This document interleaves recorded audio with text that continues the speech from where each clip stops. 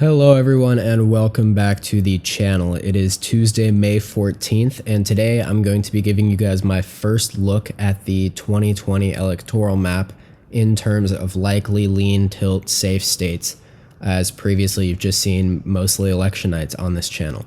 So without further ado, let's get right into it, starting out by labeling all the safe Republican states: Montana, Idaho, Wyoming, Utah, North Dakota, South Dakota, Nebraska, all but its first congressional district, Kansas, Oklahoma, Arkansas, Louisiana, Mississippi, Alabama, Tennessee, Kentucky, West Virginia, and Alaska, and Missouri.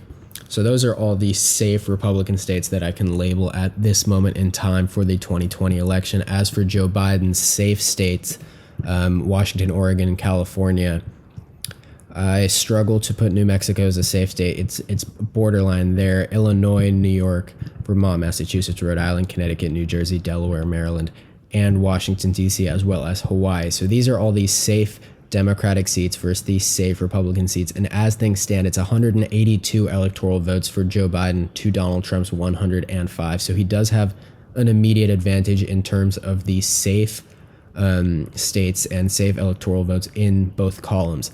As for the swing states, we're going to go from left to right, labeling each and every single one of them. So let's get started. Starting out in the state of Nevada, I would categorize that as a lean Democratic state. It went to Hillary Clinton by a decent margin last time around, and I don't expect that to change anytime soon. Nevada is always a hard state to predict in general. It's hard to conduct polls there. It's just historically been a tough state to call in presidential elections, but I feel pretty safe in stating that it's a lean Democratic state. I expect Joe Biden to win there somewhere around 4 to 5 points. And moving on to the state of Arizona, I'm not going to label any states as toss-up for video's sake. I'm gonna make a decision on every single one, and just because of polling data conducted in Arizona recently and the Senate race between Mark Kelly and Martha McSally going on there, I would have to give this a lean Democrat. I would give it to Joe Biden at this moment in time, just because of what I previously mentioned, the Senate race there and the polls being conducted there. Otherwise, I would label it as a toss-up. It's going to be really hard to call at leading up to Election Day. I don't anticipate anybody firmly being able to predict that state at all. New Mexico is definitely a likely Democratic state. It's borderline safe, and I think by 2024 it could easily be labeled as a safe Democratic state, just with the way it's so rapidly changing in the Democrats' favor in that state. Colorado, I would also give as a likely Democratic state. To the surprise of many, it went to Hillary Clinton by a considerable margin in 2020 or in 2016. I think a lot of people expected it to be a lot closer, but it's just the case that Colorado is moving further and further left rather than right. And so as for the state of Texas, on the other side of things, that's a state that's moving further and further left. However, in 2020, I would still categorize it as a lean Republican state. I expect Donald Trump to win there by somewhere around 4 to 5 points, similar to the margin of victory in Nevada. Hillary Clinton lost there by 5 points in 2016. I expect Joe Biden to perform better overall than Hillary Clinton does in the election. So I would anticipate a closer race in Texas.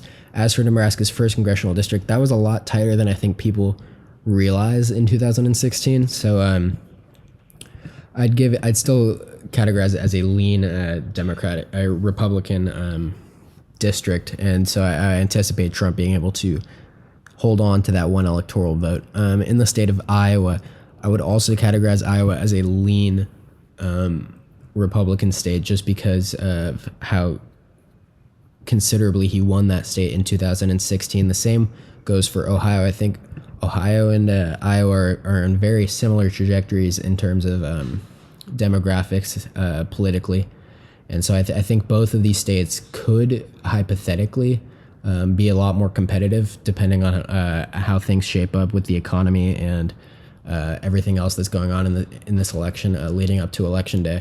I think if we see a recession hit, which is starting to look more and more like it's inevitable, I think Ohio and Iowa could be a lot more in play for Joe Biden in this election. However, in the state of Indiana, I think it's the same. However, I think it's far more likely to go Republican than Ohio or Iowa are. But I can't quite label it as a safe state just because I know that with the impending doom that the economy is bound for, that a lot of states across the Rust Belt are going to see major impact and affect what happens in the election there.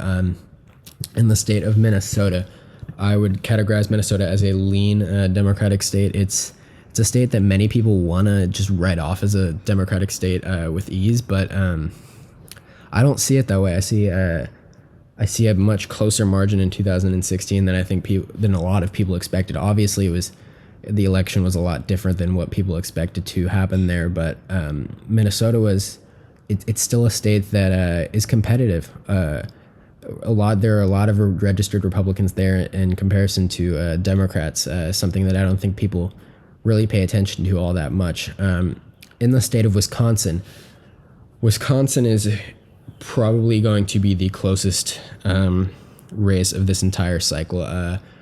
The only state in the 2016 election that went against polling or went against the polls on election day. It was extremely, extremely tight, and I struggle to see it anything other than a tilt Republican state as of right now, just because we don't know what's going to happen there. We don't know what's going to happen with the economy. We don't know how Trump's approval rating is going to shape up by election day, and we don't know how well Joe Biden is going to be able to hold up on the campaign trail and in debates. So it's polling data and just overall thinking leads me to believe that it's a tilt Republican state at this moment, but it's really effectively a toss-up. In the state of Michigan, now this is a state that has just been going to Democrats for years upon years, and somehow Donald Trump was able to win in 2016, which I think in many ways was the biggest shock of the entire election.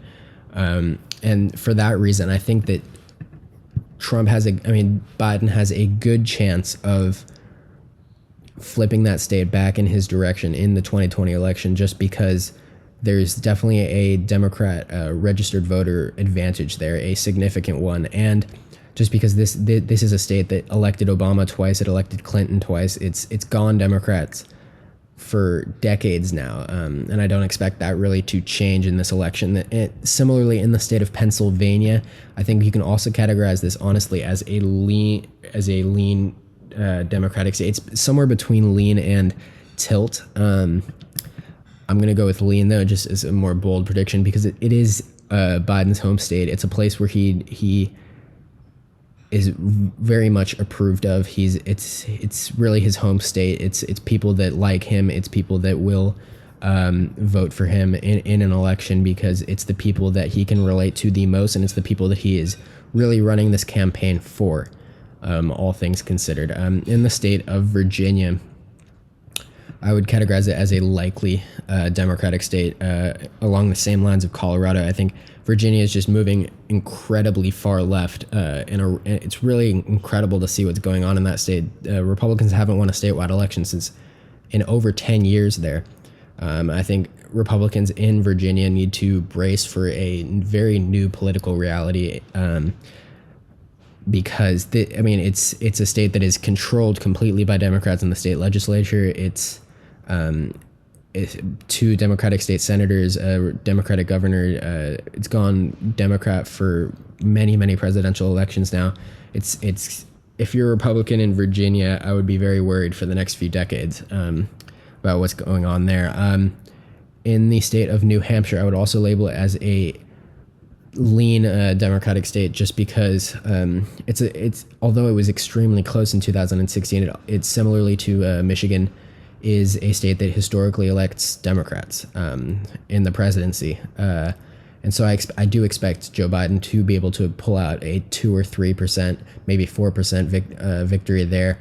And with that, I actually haven't even looked at that. This already puts Joe Biden above the 270 mark at 276 electoral votes to Donald Trump's 189. Looking in the state of Maine, I think the at-large two electoral votes in the statewide election in Maine are likely Democrat. The first district I would label as safe Democrat, and the third district I would actually label as